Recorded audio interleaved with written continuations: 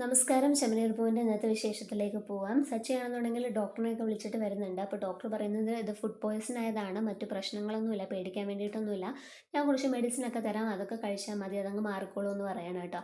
അങ്ങനെ ഡോക്ടർ പോകുന്നുണ്ട്. സച്ചി ചോദിക്കുന്നുണ്ട്, ഹോസ്പിറ്റലിലേക്ക് എന്തെങ്കിലും മാറ്റണോ ഡോക്ടറെ അമ്മേനെ? അതിൻ്റെ ഒന്നും ആവശ്യമില്ല സച്ചി, ഇതൊക്കെ പെട്ടെന്ന് മാറിക്കോളൂ എന്ന് പറഞ്ഞിട്ട് ഡോക്ടർ പോകുന്നുണ്ട്. അന്നേരമാണ് നമ്മളുടെ രേവതി വീട്ടിലേക്ക് വരുന്നത്. അപ്പോൾ രേവതി ചോദിക്കുന്നുണ്ട്, എന്തിനാ ഇപ്പോൾ ഡോക്ടർ വന്നിട്ട് പോയത്? അത് അമ്മയ്ക്ക് ഇതുപോലെ സുഖമില്ല, അതുകൊണ്ടാണ് ഡോക്ടർ വന്നതെന്ന് പറയാണ് കേട്ടോ സച്ചി. അങ്ങനെ രേവതി ഓടി ചന്ദ്രമതിയുടെ അടുത്തേക്ക് വന്നിട്ട് ചോദിക്കുന്നുണ്ട്, എന്താ പറ്റിയത് അമ്മ, എന്ത് പറ്റിയെന്നൊക്കെ ചോദിക്കുന്നുണ്ട്. അപ്പോൾ രവിയേട്ടൻ പറയുന്നുണ്ട്, ഇതുപോലെ ഫുഡ് പോയ്സൺ ആയതാ മോളെ എന്ന് പറയാം. അപ്പോൾ ശ്രുതി ചോദിക്കുന്നുണ്ട്, ആൻറ്റി എന്താ രേവതി രാവിലെ കഴിച്ചതെന്ന്? അപ്പോൾ ഇഡലിയും സാമ്പാറും ആണെന്ന് പറയുന്നുണ്ട് കേട്ടോ. അന്നേരം രവിയേട്ടനും ശ്രുതിയൊക്കെ പറയുന്നുണ്ട്, ആ അത് തന്നെയല്ലേ നമ്മൾ രാവിലെ കഴിച്ചത്, എന്നിട്ട് നമുക്കൊന്നും ഒരു പ്രശ്നവും ഇല്ലല്ലോ, ഒരു ഫുഡ് പോയ്സണും ഇല്ലല്ലോ, പിന്നെ അമ്മയ്ക്ക് മാത്രം എങ്ങനെയാണ് ഫുഡ് പോയ്സൺ വന്നതെന്നൊക്കെ ചോദിക്കുന്നുണ്ട് കേട്ടോ. അന്നേരം ഇങ്ങനെ രേവതി പറയുന്നുണ്ട്, അമ്മയാണെന്നുണ്ടെങ്കിലേ പൈനാപ്പിൾ ജ്യൂസ് കുടിച്ചായിരുന്നു അച്ഛാന്ന്.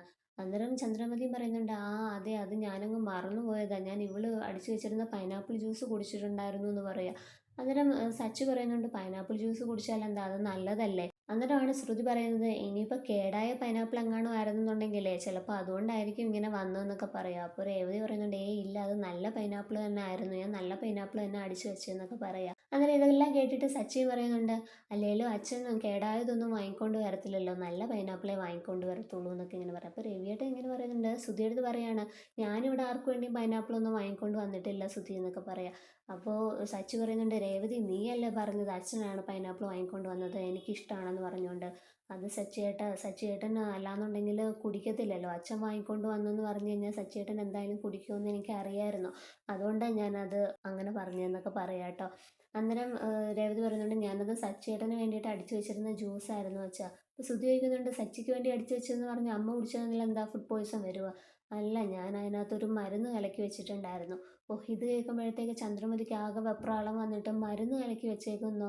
എന്ത് മരുന്നാടി മഹാഭാവി നീ അതിനകത്ത് കലക്കി വെച്ചിരുന്നത്? എന്നെ കൊല്ലാൻ വേണ്ടിയിട്ടല്ലേ നീ അതിനകത്ത് മരുന്ന് കലക്കി വെച്ചത്? മനഃപൂർവ്വം തന്നെ ഇവളതിനകത്ത് മരുന്ന് കലക്കി വെച്ചതെന്നൊക്കെ പറഞ്ഞിട്ട് ചന്ദ്രമതി ഇങ്ങനെ ഇരുന്ന് കരയുന്നുണ്ട് കേട്ടോ. അപ്പോൾ നമ്മുടെ രേവതി പറയുന്നുണ്ട്, അയ്യോ ഇല്ല അച്ഛാ, ഞാൻ ആ മനഃപൂർവ്വം ഒന്നും കലക്കിയതല്ല, സച്ചിയേട്ടൻ്റെ കുടി നിർത്താൻ വേണ്ടിയിട്ടേ ഒരു ചേച്ചി എനിക്ക് പറഞ്ഞു തന്ന മരുന്നാണ്, അതാണ് ഞാൻ അതിനകത്ത് കലക്കി വെച്ചിരുന്നതെന്ന് പറയാം കേട്ടോ.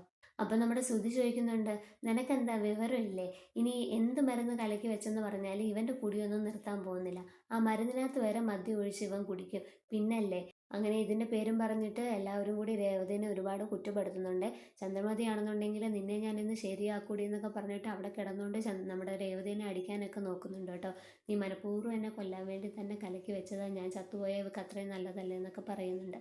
അങ്ങനെ അവസാനം ദേഷ്യം വന്നിട്ട് രവിയേട്ടൻ പറയുന്നുണ്ട്, ഇടി ചന്ദ്രമതി, നീ അവിടെ മര്യാദയ്ക്ക് അടങ്ങി അവിടെ കിടന്നോണം, നിന്നോട് ആരാ പറഞ്ഞത് ആരോടും ചോദിക്കാതെ ആ ജ്യൂസ് എടുത്ത് കുടിക്കാനായിട്ട്? അല്ലെങ്കിൽ നിനക്ക് പണ്ടേ ഉള്ളതായി ഈ കട്ടു കുടിക്കുന്ന സ്വഭാവം, അതുകൊണ്ടല്ലേ നിനക്കിപ്പോൾ ഇങ്ങനെ വന്നത്? നീ ഈ കാര്യത്തിൽ രേവതിനെ ആരും കുറ്റപ്പെടുത്തേണ്ട ആവശ്യമില്ല, അവൾ ചെയ്തൊരു നല്ല കാര്യമല്ലേ, അവളുടെ ഭർത്താവിൻ്റെ കുടി മാറ്റാൻ വേണ്ടിയിട്ടല്ലേ അവൾ ഇങ്ങനെയൊക്കെ ചെയ്തത്? ഭർത്താവ് കുടിയനായി പോയാലേ ഏറ്റവും കൂടുതൽ അപമാനിക്കപ്പെടുന്നത് അവൻ്റെ ഭാര്യ തന്നെയാണ്. അപ്പോൾ അതില്ലാതാക്കാൻ വേണ്ടിയിട്ടല്ലേ അവൾ ഇതെല്ലാം ചെയ്തത്, അതുകൊണ്ട് ഇനി ആരും ഇവിടെ രേവതിനെ കുറ്റപ്പെടുത്തണ്ട, ഇനിയെങ്കിലും ചിലർക്ക് നല്ല ബുദ്ധി വരട്ടെ എന്ന് സച്ചിനെ നോക്കിയിട്ട് രവിയേട്ടൻ പറയുന്നുണ്ട് കേട്ടോ. അപ്പോൾ ഇതൊക്കെ കേട്ടിട്ട് നമ്മുടെ സച്ചിക്കാണെന്നുണ്ടെങ്കിൽ ഭയങ്കര സങ്കടമാവുന്നുണ്ട്. അങ്ങനെ സച്ചി അവിടെ നിന്ന് പോവുകയാണ്. അവിടെ പോയിട്ടൊരു ഒറ്റയ്ക്ക് ഇരുന്ന് ഇങ്ങനെ കരയുവാണ് കേട്ടോ സച്ചി, ഓരോ കാര്യങ്ങളൊക്കെ ആലോചിച്ചിട്ട്. അപ്പോൾ ആണെന്നുണ്ടെങ്കിൽ രേവതി അടുത്തോട്ട് വരുന്നുണ്ട്. അന്നേരം സച്ചി ചോദിക്കുന്നുണ്ട്, നീയും എന്നെ അങ്ങനെയാണല്ലേ രേവതി കണ്ടിട്ടിരിക്കുന്നത്? റോഡിലാണെന്നുണ്ടെങ്കിൽ ഓരോരുത്തർ കുടിച്ചിട്ട് കിടക്കുന്ന കണ്ടിട്ടുണ്ട്, അവരുടെ ഭാര്യമാരൊക്കെയാണ് ഇതേപോലെയുള്ള മരുന്നുകളൊക്കെ കലക്കി കൊടുക്കുന്നത് അവരുടെ കുടി നിർത്താൻ വേണ്ടിയിട്ട്, നീയും ഇപ്പം എന്നെ ഒരു മുഴു കുടിയനായിട്ടാണല്ലേ കണ്ടിരിക്കുന്നതെന്നൊക്കെ ചോദിക്കുക. അപ്പോൾ രേവതി പറയുന്നുണ്ട്, സച്ചേട്ടനെ ഞാൻ ഒരിക്കലും അങ്ങനെ കണ്ടിട്ടില്ല, പക്ഷേ സച്ചേട്ടൻ അങ്ങനെ ആവാതിരിക്കാൻ വേണ്ടിയിട്ടാണ് ഞാൻ ഈ മരുന്നൊക്കെ തന്നത്. ആ വീഡിയോ ഇറങ്ങിയതിന് ശേഷം ഈ വീട്ടിൽ ആർക്കും പുറത്തിറങ്ങി നടക്കാനായിട്ട് പറ്റുന്നില്ല, ഇനിയും അതിൻ്റെ വിഷമം കാരണം സച്ചേട്ടൻ കുടിക്കും, പിന്നെ അത് തുടരും, അപ്പോൾ അങ്ങനെയൊക്കെ പേടിച്ചിട്ടാണ് ഞാൻ ഈ മരുന്നൊക്കെ കലക്കി തരാനായിട്ട് നോക്കിയെന്നൊക്കെ പറയാണ് കേട്ടോ. അപ്പോൾ സച്ചി പറയുന്നുണ്ട്, ഇല്ല രേവതി, ഞാൻ കുടിച്ചിട്ടില്ല, നിന്നോട് എത്ര തവണ പറഞ്ഞതാണ് ഞാൻ കുടിച്ചിട്ടില്ല എന്നുള്ളത്, എന്നിട്ട് എന്താ നിങ്ങളൊക്കെ എന്നെ വിശ്വസിക്കാത്തതെന്ന് പറഞ്ഞിട്ട് നമ്മളുടെ സച്ചി ആണെന്നുണ്ടെങ്കിൽ ഇങ്ങനെ എങ്ങിലടിച്ച് കരയുന്നുണ്ട് രേവതിയുടെ മടിയിൽ കിടന്നിട്ട്. എന്നിട്ട് ഇങ്ങനെ പറഞ്ഞുകൊണ്ടിരിക്കുകയാണ്, ഞാൻ കുടിച്ചിട്ടില്ല രേവതി, സത്യമായിട്ടും കുടിച്ചിട്ടില്ല, ഞാൻ നിന്നോട് കള്ളം പറയില്ല എന്നൊക്കെ പറഞ്ഞിട്ട് ഇങ്ങനെ കരയുന്നത് കാണിച്ചിട്ടാണ് എപ്പിസോഡ് അവസാനിക്കുന്നത് കേട്ടോ.